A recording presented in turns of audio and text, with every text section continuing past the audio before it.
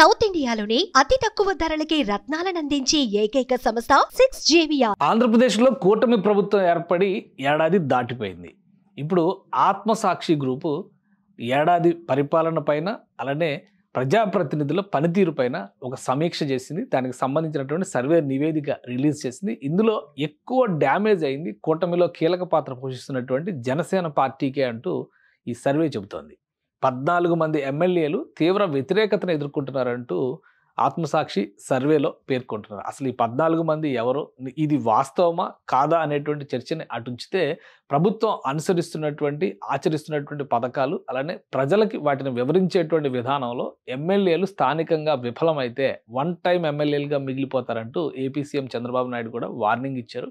ఈ నేపథ్యంలో జన సైనికుల్లో ఇప్పటికే ఉన్నటువంటి ఆందోళన, జనసేన ఎమ్మెల్యేల పనితీరు పట్ల అసంతృప్తి పెరుగుతుందన్నటువంటి నివేదికల సారాంశం, వీటిని బట్టి చూస్తే 14 మంది ఎమ్మెల్యేలు అంటే దాదాపు 66% మంది పైన వ్యతిరేకత ఉందని, మరో 3 పైన అసంతృప్తి ఉంది. అంటే మొత్తం కలిపి చూస్తే 80% పైన అసంతృప్తి లేదా వ్యతిరేకత ఏర్పడిందని ఆత్మసాక్షి సర్వే చెబుతుంది. అసలు ఇంతకీ ఈ 14 మంది ఎవరు, ఆ 3 ఎవరు, ఒకసారి విశ్లేషించేటువంటి ప్రయత్నం చేద్దాం. ఆత్మసాక్షి రిలీజ్ చేసినటువంటి నివేదిక ఇది. దీని ప్రకారం చూస్తే కనుక తెలుగుదేశం పార్టీ 54 మంది వ్యతిరేకతను ఎదుర్కొంటున్నారు. జనసేన పార్టీకి సంబంధించి 14 మంది పైన అసంతృప్తి ఉంది అనేటువంటి వాదనని ఇక్కడ తెరపైకి తీసుకొస్తున్నారు. ఈ రిపోర్ట్ ప్రకారం చూస్తే ఈ 14 మంది ప్లస్ రెడ్ జోన్లో ఉన్నవాళ్ళు, అంటే పూర్తిగా వ్యతిరేకతను ఎదుర్కొంటున్నటువంటి వాళ్ళు వీళ్ళు, అలానే ఆరెంజ్ జోన్లో ఉన్నవాళ్ళు, అసంతృప్తి ఎదుర్కొంటున్న వాళ్ళు మరొక 3. మొత్తం చూస్తే 17 మంది, గెలిచిన వాళ్ళు 21 మంది. అంటే కేవలం 4 పైన మాత్రమే సంతృప్తి ఉంది. మిగతా వాళ్ళందరూ కూడా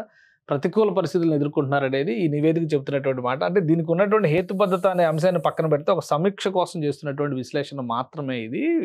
ఎందుకంటే ఈ సర్వే సంస్థలు ఎప్పుడు కూడా వాళ్ళ క్లయింట్ల అవసరాలకు అనుగుణంగా చేసేటువంటి సర్వేలు మాత్రమే అవుతాయి. ఇవి అవసరాన్ని బట్టి ప్రజలకి బయటికి రిలీజ్ చేసేటువంటి ఛాన్సెస్ ఉంటాయి. కాబట్టి ఇది అలా వచ్చిన నివేదిక అయి ఉండవచ్చు. కాబట్టి పూర్తిగా దీన్ని ప్రామాణికంగా తీసుకోవాల్సిన అవసరం లేదు. అయితే అసంతృప్తి అనేటువంటి విషయంలో కూటమి నాయకత్వం కూడా ఈ మధ్యకాలంలో సమీక్షలు జరుపుతున్నటువంటి నేపథ్యంలో జనసేన పార్టీలో నిజంగా ఆ స్థాయిలో కార్యకర్తల్లో కూడా కొంత వ్యతిరేకత వస్తుంది, తమకు సముచిత ప్రాధాన్యం లభించడం లేదని విమర్శలు చేస్తున్నటువంటి తరుణంలో ఈ 14 మంది ప్రతికూలత ఎదుర్కొంటున్నటువంటి ప్రజాప్రతినిధులు ఎవరు అనేటువంటి విశ్లేషణ మాత్రమే ఇక్కడ మనం చేస్తున్నాం. ఒకసారి చూద్దాం ఈ 14 మందికి సంబంధించినటువంటి నివేదికని ఏ విధంగా పొందుపరిచారు, అలానే 3కి సంబంధించినటువంటి అసంతృప్తి ఏంటి అనేది చూద్దాం. మొత్తంగా 21 స్థానాల్లో జనసేన పార్టీ గెలిచింది. అందులో శ్రీకాకుళం జిల్లాలో చూస్తే కనుక పాలకొండ నియోజకవర్గంలో జనసేన పార్టీ అభ్యర్థి నిమ్మక కృష్ణ గెలిచారు. సో ఆయన ఇక్కడ పాలకొండల నుంచి ప్రస్తుతం ప్రభుత్వ వ్యతిరేకత ఏ విధంగా యాంటీ ఇంకంబెన్సీ ఎదుర్కొంటున్నటువంటి లిస్టులో ఆయన పేరు కూడా ఉంది. సో ఫస్ట్ నియోజకవర్గం శ్రీకాకుళం జిల్లా. అలానే విజయనగరం జిల్లాలో చూస్తే కనుక నెల్లిమర్ల నుంచి లోకం మాధవి గెలిచారు. లోకం మాధవి పట్ల కూడా వ్యతిరేకత ఉందని చెప్పని ఈ నివేదిక చెబుతుంది. సో మిగతా నియోజకవర్గాలు ముఖ్యంగా విశాఖపట్నం జిల్లాలో జనసేన పార్టీ సముచిత స్థానాలను దక్కించుకుంది. విజయబావుటాన్ని కూడా అన్ని చోట్ల విజయబావుటాన్ని ఎగరేసింది. యలమంచిలి నియోజకవర్గం ఇక్కడ సుందరపు విజయ్ కుమార్ ఎమ్మెల్యేగా గెలుపొందారు జనసేన పార్టీ అభ్యర్థిగా. ఆయన పైన వ్యతిరేకత ఉందని చెప్తున్నారు. అలానే విశాఖపట్నం సౌత్ నుంచి వంశీకృష్ణ యాదవ్ గెలుపొందారు, ఆయన పైన వ్యతిరేకత ఉందని చెప్తున్నారు. ఇక పెందుర్తి నుంచి పంచకర్ల రమేష్ బాబు గెలిచారు జనసేన పార్టీ, ఆయన పైన అసంతృప్తి ఉందని చెప్తున్నారు ఈ నివేదిక ప్రకారంగా చూస్తే. అంటే గెలిచినటువంటి 3 స్థానాల పైన కూడా ఇక్కడ అసంతృప్తి అనేటువంటి ఫ్యాక్టర్ ప్లస్ వ్యతిరేకత అనేటువంటి అంశం ఉంది విశాఖ జిల్లాకి సంబంధించినటువంటి జాబితాలో అని ఈ రిపోర్టు చెబుతుంది. అలానే ఈస్ట్ గోదావరి జిల్లా పరిస్థితి ఏంటనే చూద్దాం. ఈస్ట్ గోదావరి జిల్లాలో ముఖ్యమైనటువంటి పార్టీ అధినేత పవన్ కళ్యాణ్ కూడా ఇక్కడ ప్రాతినిధ్యం వహిస్తున్నారు పిఠాపురం నియోజకవర్గం నుంచి. సో ఒకసారి చూద్దాం. ఈస్ట్ గోదావరి జిల్లాలో జనసేన పార్టీ నుంచి కాకినాడ రూరల్ నుంచి గెలుపొందినటువంటి నాయకులు పైన వ్యతిరేకత ఉంది అని చెప్తున్నారు ఎమ్మెల్యే పైన. ఈస్ట్ గోదావరి జిల్లాలో రాజమండ్రి రూరల్ అని లిస్టులో పెట్టారు. అయితే రాజమండ్రి రూరల్ నుంచి గెలుపొందింది జనసేన పార్టీ అభ్యర్థి కాదు, తెలుగుదేశం పార్టీ అభ్యర్థి. బహుశా మరి కన్ఫ్యూజన్లో ఈ డేటాలో కూడా కొన్ని మిస్టేక్స్ ఉంటాయని చెప్పడానికి ఇది ఒక ఉదాహరణ. సో అందుకని ఇది ప్రామాణికమైనటువంటి నివేదికగా చూడొద్దు. కేవలం ఒక ఫీడ్బ్యాక్ రిపోర్ట్ వచ్చింది. ప్రభుత్వ పెద్దల్లో కూటమి నాయకత్వంలో కూడా ఈ అంశంపైన సమీక్ష జరుగుతుంది కాబట్టే మనం ఇది ప్రజల ముందర తీసుకొస్తున్నాం. ఈ వీడియో చేసినటువంటి ఆల్రెడీ దీనిపైన ఓవరాల్ రిపోర్ట్ పైన ఒక వీడియో చేస్తే దానిపైన చాలామంది 14 మంది ఎవరు అనే ప్రశ్న కూడా లేవనెత్తారు కాబట్టి ఈ వీడియో చేస్తున్నాం. రాజమండ్రి రూరల్ నుంచి గోరంట్ల బుచ్చయ్య చౌదరి టీడీపీ ఎమ్మెల్యేగా ఉన్నారు.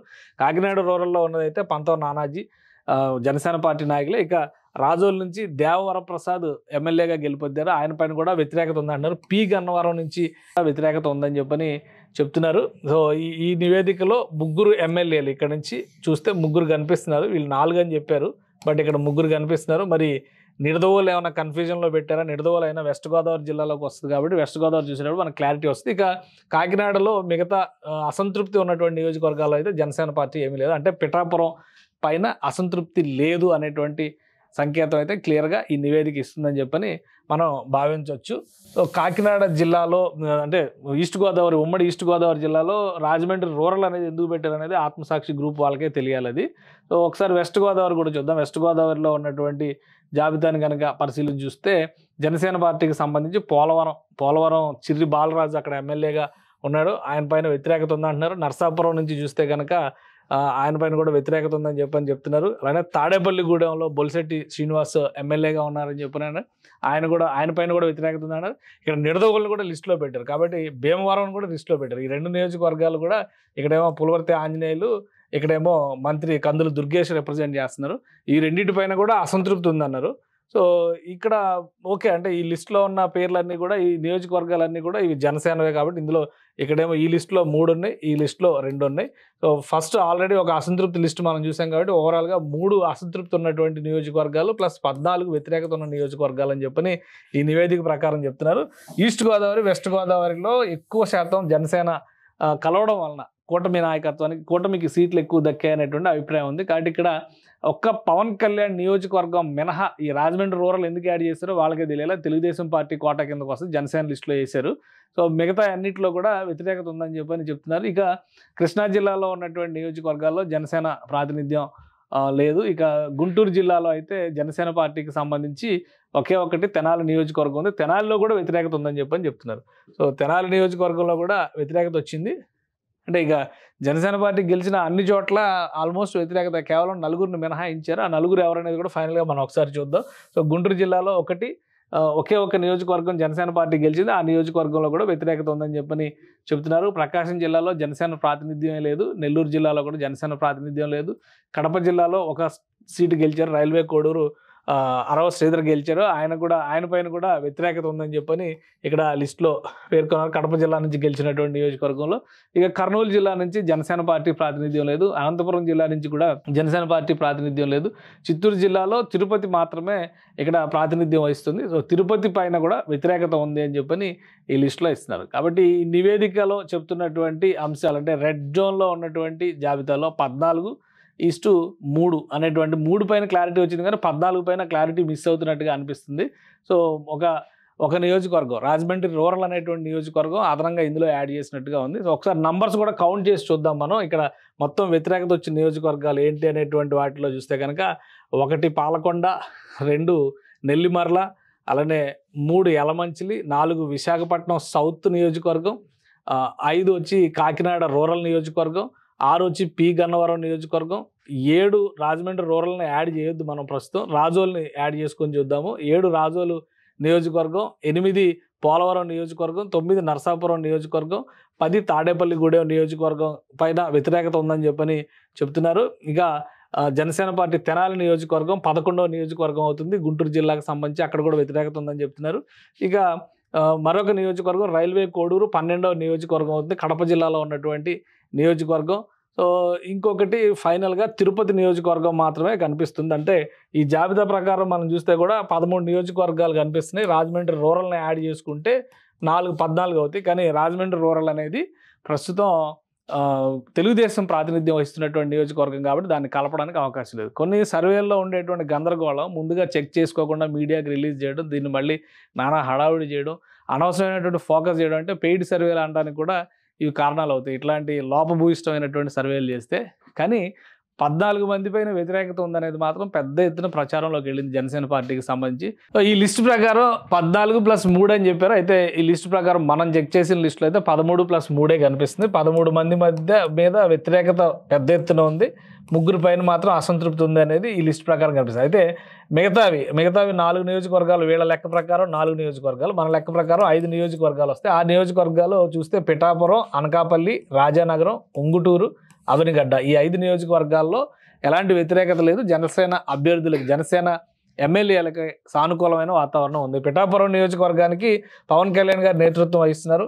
పిఠాపురంలో ఏమీ జరగట్లేదని చెప్పని విపక్ష నాయకులు పదే పదే విమర్శలు చేస్తున్నారు, కానీ ఎలాంటి వ్యతిరేకత లేదని చెప్పని ఈ రిపోర్టే చెప్తుంది. ఇక రెండవది అనకాపల్లి నియోజకవర్గం. అనకాపల్లి నియోజకవర్గానికి కొణతాల రామకృష్ణ సీనియర్ రాజకీయ నాయకుడు, ఆయన ఎమ్మెల్యేగా అక్కడ ప్రాతినిధ్యం వహిస్తున్నారు. అక్కడ కూడా ఎలాంటి వ్యతిరేకత లేదని చెప్తున్నారు. Rajanagaram Bathula Balaramakrishnudu first time MLA అయ్యాడు, ఆయనకు కూడా ఏం వ్యతిరేకత లేదని ఈ నివేదిక చెబుతుంది. సో నాలుగవది ఉంగుటూరు నియోజకవర్గం. ఇక్కడ పచ్చమట్ల ధర్మరాజు రిప్రజెంట్ చేస్తున్నారు ఎమ్మెల్యేగా. అయితే ఇది ఆయన కూడా ఫస్ట్ టైం ఎమ్మెల్యేనే, ఆయన పైన కూడా ఎలాంటి వ్యతిరేకత లేదని చెప్పని ఈ నివేదిక చెబుతుంది. ఇక 5వ నియోజకవర్గం అవనిగడ్డ నియోజకవర్గం. ఇక్కడ మండలి బుద్ధప్రసాద్ ఎమ్మెల్యేగా రిప్రజెంట్ చేస్తున్నారు. సీనియర్ మోస్ట్ లీడరు, గతంలో ఆయన డిప్యూటీ స్పీకర్గా కూడా రిప్రజెంట్ చేశారు, మంత్రిగా చేసినటువంటి అనుభవం ఉంది. సో ఆయన పట్ల కూడా వ్యతిరేకత లేదు అని చెప్పని చెప్తారు. మొత్తం మీద 13+3 అంటే 16 నియోజకవర్గాల్లో వ్యతిరేకత ఉందన్నట్టుగా ఈ సర్వే చెబుతుంది. కాబట్టి ఆ మిగిలిన నియోజకవర్గాలపైన సమీక్ష చేసుకోవాల్సినటువంటి అవసరం అయితే కనిపిస్తుంది. ముఖ్యంగా రాజకీయ నాయకులకి సంబంధించి ఎప్పటికప్పుడు సమీక్షలు, ప్రజల్లో ఉండాల్సినటువంటి ఆవశ్యకతను పరిశీలించుకోవడం అనేది సహజంగా జరిగేటువంటి ప్రక్రియ. ఇప్పుడు అధికారంలో ఉన్నటువంటి పార్టీ, కూటమికి నాయకత్వం వహిస్తున్నటువంటి ఎమ్మెల్యేలు వాళ్ళ పట్ల వస్తున్నటువంటి వ్యతిరేకత పైన ఆల్రెడీ ఏడాది పరిపాలన తర్వాత సమీక్ష చేసుకున్నటువంటి సందర్భంలో ఇలాంటి సర్వే రిపోర్ట్స్ వచ్చినాయి. కాబట్టి ఇది ఒక ఆసక్తికరమైనటువంటి అంశం అని మాత్రమే విశ్లేషిస్తున్నాం మనం.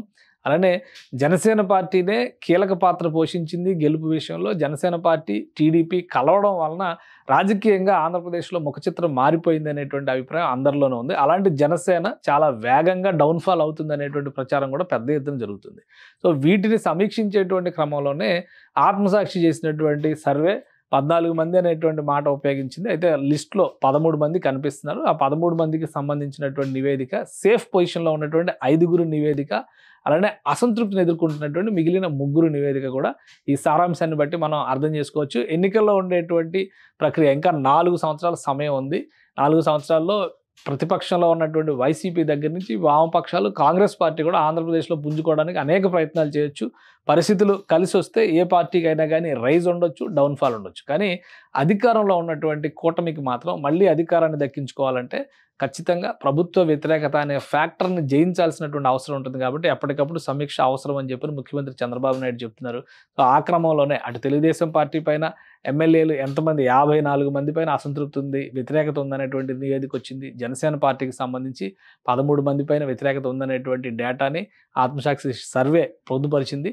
కాబట్టి వీటన్నిటిని సమీక్షించుకొని ముందుకు వెళ్ళడం అనేది వారికి కూడా సముచితంగా ఉంటుంది. సుమన్ టీవీలో మీ పర్సనల్ అండ్ బిజినెస్ ప్రమోషన్స్ కోసం కింది నెంబర్కి కాంటాక్ట్ చేయండి.